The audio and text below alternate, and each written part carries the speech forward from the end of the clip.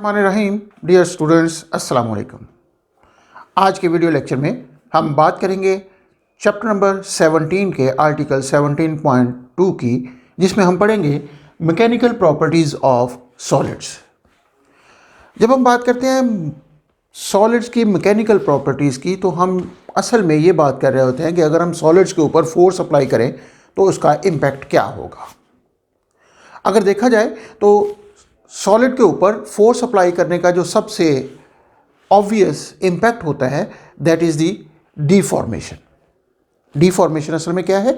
Deformation असल में कोई भी चेंज आती है सॉलिड की शेप में, उसकी लेंथ में, उसकी विड्थ में, उसके वॉल्यूम में, या उसके स्ट्रक्चर में, तो वो डीफॉर्मेशन कहलाती है जब हम फोर्स अप्लाई करते हैं। अब मैकेनिकल प्रॉपर्टीज़ को पढ़ने के लिए हमारे पास एग्जाम्पल आप ले सकते हैं कि अगर आप एक बॉल को हाथ में पकड़ के स्क्वीज़ करना शुरू करें, रबड़ की बॉल हो या बैलून हो, हाथ में पकड़ के आप इसको स्क्वीज़ करें तो आप देखेंगे कि कुछ देर तक वो स्क्वीज़ होता रहेगा, यानी उसकी वॉल्यूम कम होता रहेगा, लेकिन एक ख़ास हद तक। लेकिन जैसे ही आप उसको छोड़ते हैं तो वो वापस अपनी असल हालत में आ जाता है।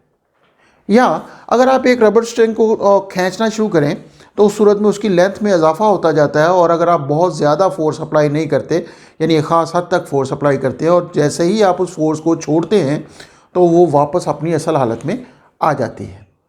अब उसके लेंथ में चेंज ड्यू टू फोर्स, वो भी डिफॉर्मेशन है। बॉल या बैलून के वॉल्यूम में change due to force, that is also a deformation. या बाज़ औक़ात आप एक चीज़ पर फोर्स लगाते हैं और उसकी सिर्फ शेप में चेंज आती है, लेट्स से कि उसको वो टिल्ट कर देती है इस तरीके से कि उसका जो रेक्टेंगुलर लेंथ होती है वो थोड़ी सी टिल्ट हो जाती है, और जैसे ही आप छोड़ते हो वो वापस अपनी असल हालत में आ जाती है। That is also called deformation but in shape. तो ये हमारे पास मुख्तलिफ तरह की डिफॉर्मेशंस कहलाती हैं। अब फोर्स अप्लाई करने की सूरत में हम बहुत सारी जगहों पे जब फोर्स अप्लाई करें और उसके बाद वो वापस अपनी असल हालत में आ जाए, जब हम फोर्स को ख़त्म करते हैं, तो this is called the elastic property, या हम इसको इलास्टिसिटी का नाम दे देते हैं। इसमें पढ़ने से पहले मैकेनिकल प्रॉपर्टीज़ में जो सबसे अहम कुछ टर्म्स होती हैं वो हम पढ़ते हैं, जिसमें स्ट्रेस और स्ट्रेन की बात करते हैं।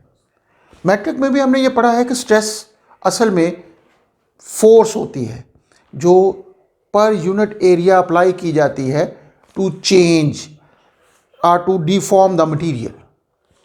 अब हम इसको डिफाइन करते हैं कि सबसे पहले स्ट्रेस क्या है।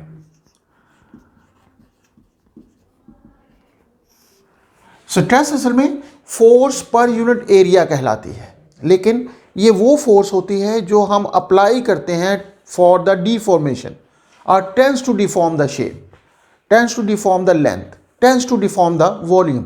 यानी हम डिफॉर्मेशन के लिए जो फोर्स अप्लाई करते हैं उसको पर यूनिट एरिया अगर कैलकुलेट करें तो that will be called stress.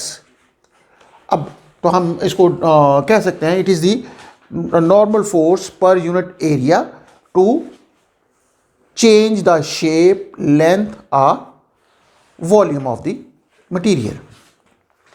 अगर हम इसका फार्मूला लिखें तो स्ट्रेस को हम आमतौर पे सिग्मा से डिनोट करते हैं।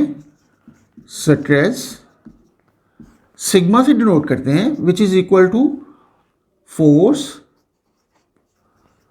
ओवर एरिया, यानी F ओवर A। यह हमारे पास स्ट्रेस हो गया। अब अगर देखा जाए तो प्रेशर का फार्मूला भी हमारे पास फोर्स पर यूनिट एरिया ही है, लेकिन force per unit area, but this force is actually the change in force. दूसरे लफ्ज़ों में हम ये कह सकते हैं कि एक अगर हम फ़र्ज़ करें कि एक ब्लॉक लेते हैं, कोई भी हमारे पास ब्लॉक है, जैसे ये एक डस्टर है हमारे पास। अगर हम इस डस्टर की बात करते हैं तो इसके ऊपर इस वक्त भी फोर्सेस अप्लाई हो रही हैं। ग्रेविटी की फोर्स इस पर एक्ट कर रही है, एटमॉस्फेरिक प्रेशर की वजह से इस पर एक फ़ोर्स एक्ट कर रही है, जिसकी वजह से ये अपनी एक ख़ास शक्ल बरकरार रखे हुए है। लेकिन अगर मैं इसको इतनी फोर्स लगाऊं कि इसको बेंड कर सकूं, तो उस सूरत में ये इसकी शेप में जो चेंज आएगी वो एक्स्ट्रा फोर्स होगी जो मैं इस पर लगा रहा हूँ, और दैट एक्स्ट्रा फोर्स अगर मैं इसको दबा रहा हूँ तो that extra force which is applied to deform the material, वो हम यहाँ पे यूज़ करेंगे। तो इसका मतलब ये हुआ कि स्ट्रेस असल में प्रेशर नहीं है, बल्कि ये चेंज इन प्रेशर है। तो हम ये कह सकते हैं कि it is the change in pressure, यानी ये स्ट्रेस असल में F/A है, लेकिन ये प्रेशर नहीं है बल्कि चेंज इन प्रेशर है। अब अगर इसके यूनिट की बात करें तो लाजमी तौर पे फोर्स हो या चेंज इन फोर्स हो, उसके यूनिट न्यूटन ही रहेंगे। The units are newton per metre square which is again pascal, यानी इसके यूनिट वही होंगे जो प्रेशर के यूनिट होंगे, because it is equal to the change in pressure. तो न्यूटन पर स्क्वायर मीटर इसके यूनिट होंगे, दैट इज द पास्कल।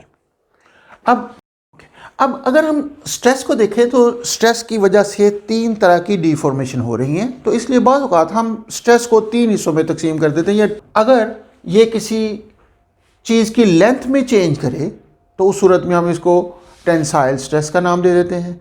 अगर ये किसी वॉल्यूम में चेंज करे तो इसको हम वॉल्यूमेट्रिक स्ट्रेस का नाम दे सकते हैं, और अगर ये किसी चीज़ की शेप में चेंज करे जस्ट, तो उसको हम शियर स्ट्रेस का नाम दे सकते हैं। तो आगे हम स्ट्रेन की बात करते हैं। तो स्ट्रेन असल में फ्रैक्शनल चेंज होती है। स्ट्रेन को हम कह सकते हैं कि ये फ्रैक्शनल चेंज है लेंथ में, फ्रैक्शनल चेंज है वॉल्यूम में, या फ्रैक्शनल चेंज इन शेप होती है। अब इसको इस तरह डिफाइन कर सकते हो कि अगर फ़र्ज़ करें कि हम इसको लेंथ के हवाले से बात करें, तो सबसे पहले हम इसको टेंसाइल स्ट्रेन का नाम दे देते हैं। टेंसाइल स्ट्रेन से मुराद it is the fractional change in length. Fractional change से मुराद कि अगर हमारे पास ओरिजिनल लेंथ L हो और उसमें फोर्स लगने की वजह से, यानी स्ट्रेस की वजह से उसमें डेल्टा L चेंज आ जाए, तो उस सूरत में ये टेंसाइल स्ट्रेन कहलाएगी। तो strain will be equal to delta L over L। अब डेल्टा L ओवर L ये हमारे पास टेंसाइल स्ट्रेन कहलाएगी। इसी तरीके से अगर हमारे पास ये वॉल्यूम में चेंज आए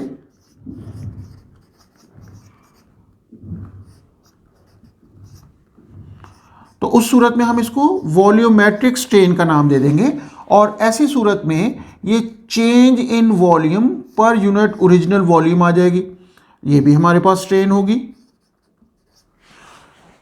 sorry, change in volume per unit original volume. अब इन दोनों में फ़र्क क्या है कि यहाँ पे स्ट्रेस का इफेक्ट ये है कि उसकी लेंथ में चेंज आ रही है, जबकि यहाँ पे स्ट्रेस का इफेक्ट ये है कि उसके वॉल्यूम में चेंज आ रही है। तो इसका मतलब ये हुआ कि दोनों सूरतों में हमारे पास फ्रैक्शनल चेंज की ही बात हो रही है। और तीसरी तरह की स्ट्रेन हमारे पास होती है शियर स्ट्रेन, और ये स्ट्रेन हमारे पास चेंज इन शेप होती है, और शेप को हम आमतौर पे एंगल की सूरत में बयान करते हैं। हम अगर चेंज इन शेप पर यूनिट ओरिजिनल शेप की बात करें तो उस सूरत में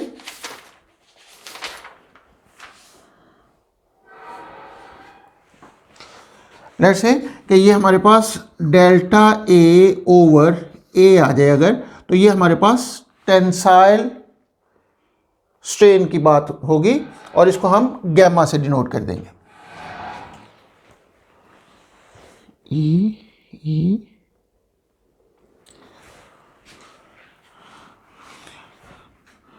स्ट्रेन को हम आमतौर पे एप्सिलॉन के साथ रिप्रेजेंट कर देते हैं, और ये हमारे पास शियर स्ट्रेन है, और this is equal to delta A over A। इसको हम आमतौर पे tan थीटा से डिनोट कर देते हैं। रीज़न बिहाइंड दिस इज कि अगर हमारे पास ये शेप कुछ इस तरह की है, फर्ज करें कि ये क्यूब था और बाद में ये लेंथ यहाँ पे आ गई,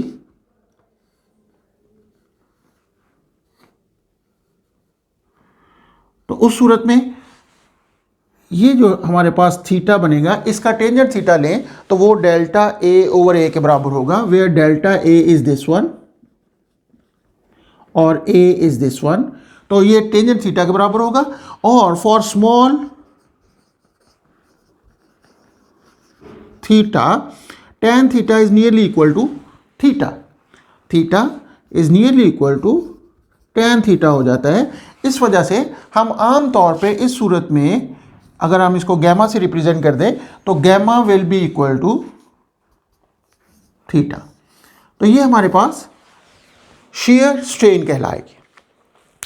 अब इस तमाम डिस्कशन में जो अहम चीज़ है वो ये है कि स्ट्रेस एक्चुअली वो deforming force per unit area होगी और अल्टीमेटली उसकी वजह से जो डिफॉर्मेशन पैदा हो रही है that will be called strain. और स्ट्रेन हमारे पास तीन तरह होने की वजह से, एक को हम टेंसाइल स्ट्रेन, वॉल्यूमेट्रिक स्ट्रेन जिसको हम और तीसरा हमारे पास shear स्ट्रेन कहलाती है। और इन तीनों तरह की शेप की वजह से हम ये कह सकते हैं कि यहाँ पे स्ट्रेस को भी हम तीन तरह से डिवाइड कर देते हैं। अब स्ट्रेस के बढ़ने से स्ट्रेन में इजाफा होगा। अल्टीमेटली हम ये कह सकते हैं कि स्ट्रेस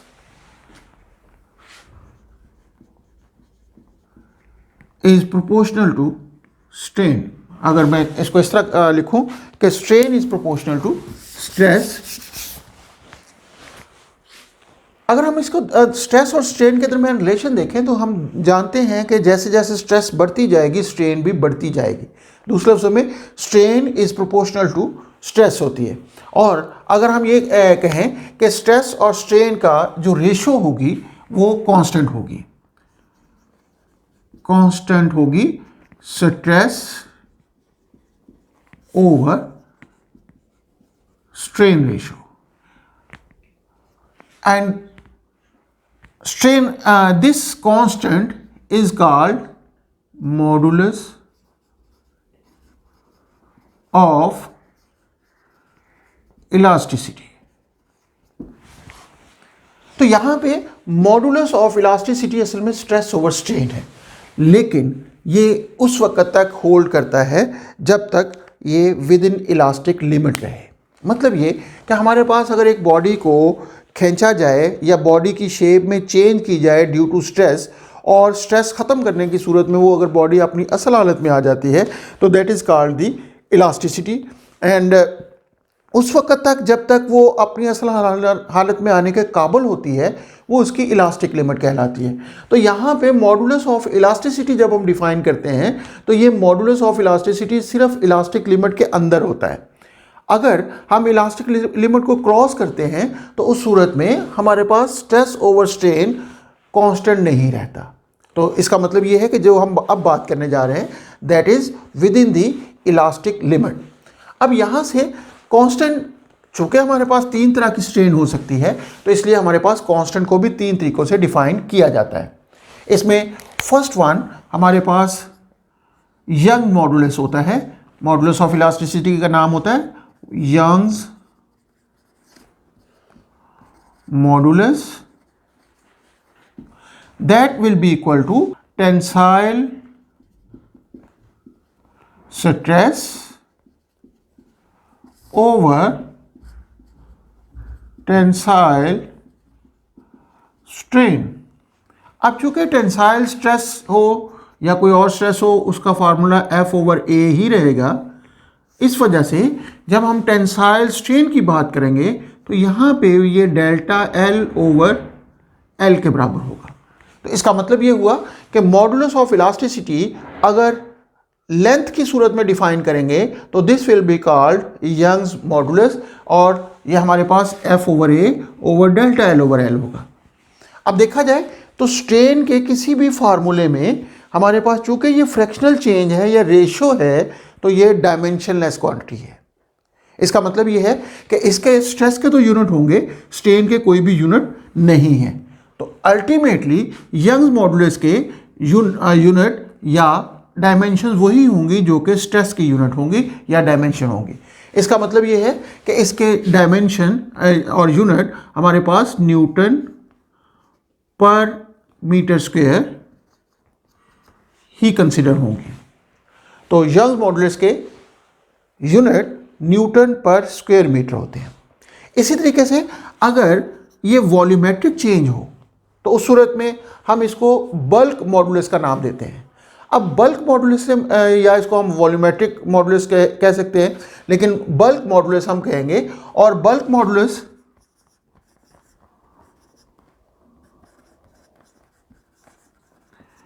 हमारे पास स्ट्रेस ओवर यहां पे वॉल्यूमेट्रिक स्ट्रेन का नाम देते हैं। अब वॉल्यूमेट्रिक स्ट्रेन, स्ट्रेस हमारे पास वही हमारे पास F ओवर A ही होगा, और volumetric strain delta V over V के बराबर है, तो ये हमारे पास बल्क मॉडुलस कहलाता है। एंड बल्क मॉडुलस को हम K से डिनोट कर देते हैं। अल्टीमेटली इसके यूनिट भी वही होंगे जो कि स्ट्रेस के यूनिट है, यानी न्यूटन पर स्क्वायर मीटर ही होंगे। और the third type is shear modulus,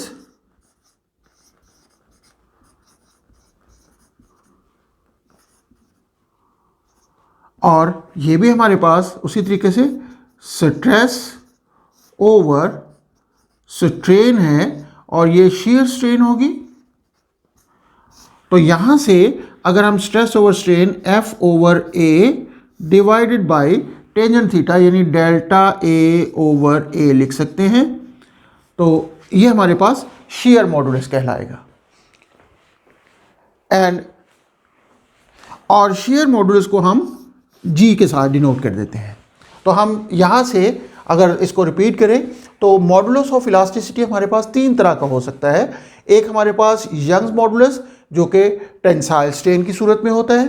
दूसरा हमारे पास बल्क मॉडुलस जो कि वॉल्यूमेट्रिक स्ट्रेन की वजह से होता है। और तीसरा हमारे पास shear मॉडुलस होता है जो कि शेप में चेंज की वजह से हासिल होता है। तो इसका मतलब ये तीनों तरह के मॉडुलस ऑफ इलास्टिसिटी के यूनिट हमारे पास न्यूटन पर स्क्वायर मीटर ही कहलाएंगे। तो ये था हमारे पास मॉडुलस ऑफ इलास्टिसिटी। होप आप लोगों को आज का ये लेक्चर समझ आ गया होगा। इसका अगला हिस्सा हम इंशाल्लाह अगली वीडियो में कवर करेंगे। अगर इस यहाँ तक कोई प्रॉब्लम हो, बुक को रीड करने की कोशिश कीजिएगा। जहाँ पे कोई रीडिंग का इशू आ रहा हो तो मुझे कमेंट में पूछ सकते हैं। अगली वीडियो तक के लिए अल्लाह हाफिज़।